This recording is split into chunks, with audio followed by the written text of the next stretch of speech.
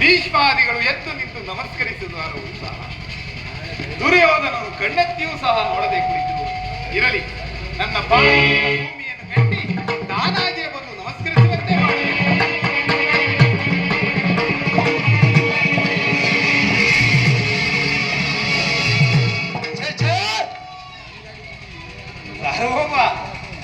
ಅದಕ್ಕವಲ್ಲ, ಚಂದ್ರ ವಂಶೋದ್ಭವ ವೀರನಾದ ನೀನು ಈ ಋಷಿನಿಯ ಪಾದಗಳಿಗೆ ನಮಸ್ಕರಿಸುವುದೇ. ನಾನೇ ನಿನ್ನ ಬಳಿಗೆ ಬರುತ್ತಿದ್ದೇನಲ್ಲ ಬಾವ. ಕೃಷ್ಣ, ನಿನಗೆ ನಮಸ್ಕರಿಸಿದ ಬೇಡ.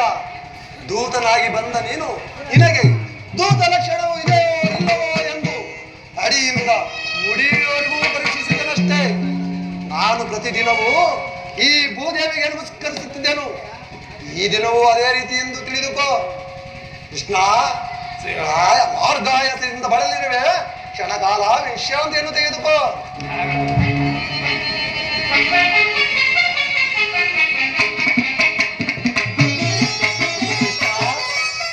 ಗೋಪಿಕಾಶಯನಾದ ನಿನಗೆ ನರ್ತಕಿಯರ ಅಂತಂದೆ ಬಲಿಷ್ಠವಲ್ಲವೇ?